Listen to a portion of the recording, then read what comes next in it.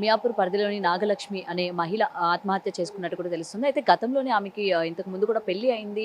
ఇది రెండో పెళ్లి అని అయితే చెప్తూ ఉన్నారు. అయితే పెళ్లయి కూడా 4 నెలలు అయింది అని అయితే చెప్తున్నారు. అయితే 3 ఏళ్ల నుంచి నాగలక్ష్మి ఇదే ఇంట్లోనే రెంట్‌కి ఉంటూ ఉన్నారని చెప్తున్నారు. ప్రెజెంట్ ఆ ఇంటి ఓనర్ కూడా ఉన్నారు. ప్రెజెంట్ అది వాళ్ళిద్దరి మధ్య ఎప్పటి నుంచి గొడవలు జరుగుతున్నాయి? ఏంటి? విషం తాగినప్పుడు ఎవరు ముందు చూసారు? ఏంటి? అన్న విషయాలపైన కూడా తెలుసుకునే ప్రయత్నం చేద్దాం. మీరు నాగలక్ష్మి 3 ఏళ్ల నుంచి మీ ఇంట్లోనే రెంట్‌కుంటున్నారా? అవునండి. ఓకే. బానే ఉండేవాళ్ళా ఆవిడ? బాగానే ఆవిడ చాలా మంచి డీసెంట్ అమ్మాయి. మంచి తెలివి కలది. బాగానే ఉండేది. హ్మ్. ఇప్పుడు ఈ మధ్య భర్త వచ్చి ఒక 3 నెలలు, 4 నెలలు అవుతుంది. హ్మ్.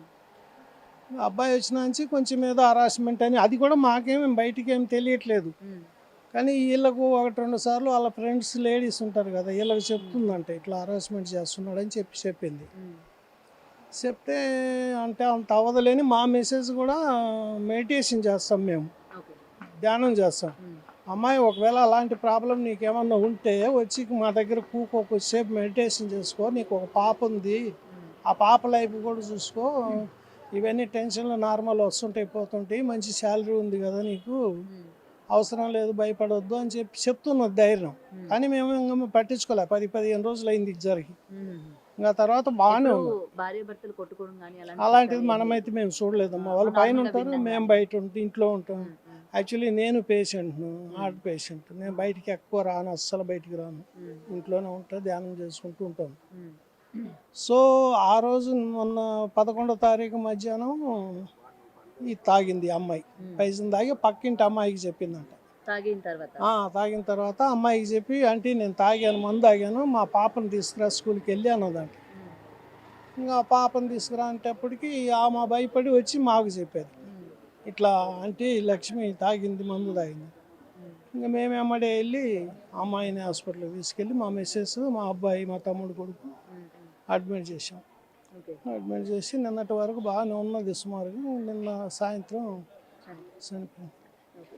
మరి ఈ ఇన్సిడెంట్ జరిగిన తర్వాత నుంచి వాళ్ళ హస్బెండ్ ఇక్కడ లేరా అండి? ఆ రోజు అంటే నైట్‌కు వచ్చిండు. నైట్‌కి వచ్చి పొద్దున్నే స్నానం చేసుకొని నిన్న మార్నింగ్ స్నానం చేసుకొని 7 గంటలకు తాళం వేసుకొని వెళ్ళిపోయాడంట. హ్మ్. అంటే అక్కడే ఉన్నాడని అంటారు. మరి అక్కడ ఉన్నాడా, ఎక్కడ ఉన్నాడా అనేది తెలీదు. హాస్పిటల్‌లో ఉన్నాడా, లేక బయట ఉన్నాడా హ్మ్. తెలీదు హ్మ్. మాకు అంత కరెక్ట్‌గా. ఓకే. ఇంక మేము నిన్న మార్నింగ్ పోయినాం. మార్నింగ్ పోయి మధ్యాహ్నం పోయినాం తను డాక్టర్ కాడికి. సూసైడ్ చేసుకున్నప్పుడు వాళ్ళ హస్బెండ్ వచ్చారా? మీరు ఇట్లా హాస్పిటల్‌లో అడ్మిట్ ఇక్కడికి చేశారని రాలే. చెప్పలా? ఇక్కడికి మాకు నెంబర్లు లేవు. వాళ్ళు ఎవరి నంబర్ లేదు. నెంబర్ కాంటాక్ట్ ఎవ్వరియి లేవు. హ్మ్. ఆ అమ్మాయి వాళ్ళ రిలేషన్ ఎవడో ఒక అబ్బాయి వచ్చాడు. ఆ అబ్బాయి వస్తే ఇట్లా తీసుకెళ్లారు మా వాళ్ళు హాస్పిటల్‌కి అంటే ఆ పిల్లోడు కూడా వెళ్ళాడు అక్కడికి హ్మ్. హాస్పిటల్‌కు. హ్మ్. ఇంకా అక్కడి నుంచి అక్కడ వాళ్ళు కాంటాక్ట్ చేసుకుని వాళ్ళ రిలేషన్ వాళ్ళంతా అక్కడికి వచ్చారు. ఆ ఓకే. తర్వాత ఏం జరిగింది ఇంకా అది వాళ్ళకి తెలియాలి. మియాపూర్ పరిధిలోని నాగలక్ష్మి ఆత్మహత్య చేసుకోవడం కూడా జరిగింది. అయితే దీనికి సంబంధించి వేధింపులు, అలాగే వరకట్న వేధింపులు కారణం అని అయితే చెప్తూ ఉన్నారు. అయితే ఇప్పటికి దీనికి సంబంధించి పోలీసులు కూడా ఇన్వెస్టిగేషన్ స్టార్ట్ చేశారు. ప్రెజెంట్ వాళ్ళ ఇంటి దగ్గరే ఉన్నాము. ఏసీపీ గారు మనతో పాటు ఉన్నారు. ఆయనతో మాట్లాడదాం. సార్, ఈమె సూసైడ్ చేసుకోవడం వెనక అసలు వరకట్న వేధింపులు అనేది వినిపిస్తూ ఉన్నాయి కదా! మీరు ఫాదర్‌తో మాట్లాడిన తర్వాత ఎటువంటివి తెలిసాయి ఏంటి? అంటే నేను ఆహ్, దాదాపు ఆగస్ట్‌లో మ్యారేజ్ అయింది. మ్యారేజ్ అయిన తర్వాత తను భర్త ఏమి పని చేయట్లేదు. ఇంతకుముందు ఏదో సివిల్ ఇంజినీర్ దగ్గర సూపర్వైజర్‌గా చేస్తాండు. 2 మంత్స్ నుంచి ఏ పని లేకుండా ఖాళీగా ఉంటుండు. మోరోవరు తనని డబ్బుల కోసం గూగుల్ పే పాస్వర్డ్ అవి చెప్పమని చెప్పి ఇబ్బంది పెడతాండు. కొట్టడం కూడా జరుగుతుందని చెప్పి. నెక్స్ట్ డౌరీ టైంలో ఇచ్చిన 1½ ఎకర్ రిజిస్ట్రేషన్ తన పేరు మీద చేస్తే నేను దాన్ని అమ్ముకొని బిజినెస్ చేస్తా అనే ఉద్దేశంతోటి ఆమెను హరాస్ చేస్తాండు. ఆ హరాస్మెంట్ తట్టుకోలేకనే నా కూతురు చనిపోయిందని చెప్పి వాళ్ళు చెప్తున్నారు. ఓకే. అంటే దీనికి సంబంధించి అంటే ఆమె సూసైడ్ చేసుకునే ముందు వాళ్ళ పేరెంట్స్‌కి ఏమైనా కాల్ చేయడం గాని అలాంటివి ఏమైనా చేశారని చెప్పారా వాళ్ళ ఫాదర్? వాళ్ళు ఏమీ ఇంకా ఇన్ఫార్మ్ చేయలేదండి. హ్మ్. ఇంకా వెరిఫై చేస్తున్నాం అవి.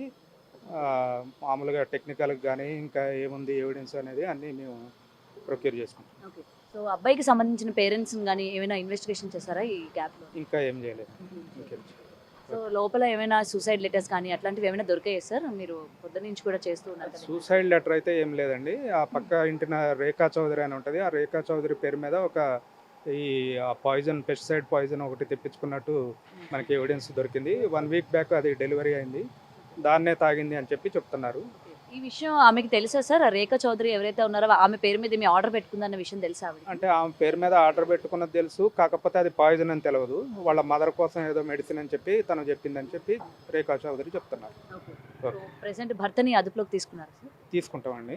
Information return going to be arrest. Yeah! Right. Right. అయితే ఓనర్ మాటల్లో కూడా మనం విన్నాం కదా, నాగలక్ష్మికి గతంలో పెళ్లి అయింది. దాని తర్వాత ఆ యొక్క భర్త ఎవరైతే యుఎస్ లో ఉండేవారు అని కూడా చెప్తూ ఉన్నారు. భార్యని ఎప్పటికీ కూడా తీసుకుపోకపోవడం ఇక్కడ ప్రధాన కారణం అనమాట. వెంటనే తల్లిదండ్రులు, అంటే ఆమెకి ఇంతకు ముందు పెళ్లి అయ్యి 3 ఏళ్ళు అవుతుంది అని అయితే చెప్తున్నారు. ఇప్పుడు ఆమెకి కూతురు కూడా ఉంది. కూతురు కూడా ఉన్న ఇద్దరు కూడా కలిసి ఇదే ఇంట్లో ఉంటూ ఉన్నవారని చెప్తున్నారు. అయితే పేరెంట్స్ తన భర్తకి దూరంగా ఉంటున్నారు అని చెప్పి కూడా రెండో వివాహం చేసినట్టు కూడా తెలుస్తుంది. అయితే దానికి సంబంధించి ఎకరన్నర భూమి, అలాగే కట్నం కూడా ఇచ్చి పెళ్లి చేసినట్టు కూడా ఇక్కడ వాళ్ళ యొక్క ఫాదర్ కూడా చెప్తున్న పరిస్థితి అనమాట. అయితే కూతురు అలాగే నాగలక్ష్మి ఇంట్లో ఉంటూ ఉన్నారు. పెళ్లి అయిన తర్వాత భర్తతో ఇక్కడ కలిసి ఉండేవాళ్ళని చెప్తూ ఉన్నారు.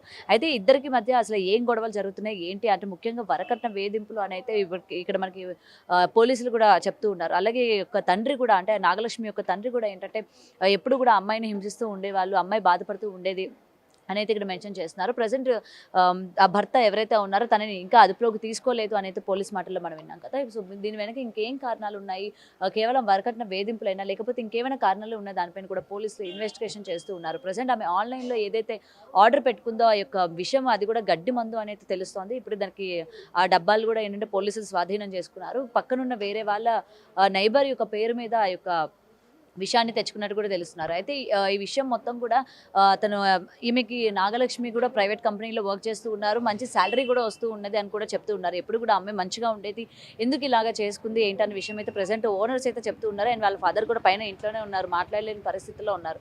సో వెంటనే తమ భర్తని, నాగలక్ష్మి యొక్క భర్తని అదుపులోకి తీసుకోవాలి అని అయితే డిమాండ్ చేస్తూ ఉన్నారు. కెమెరామెన్ చైతన్యత, గౌతమి రిపోర్టింగ్, హైదరాబాద్.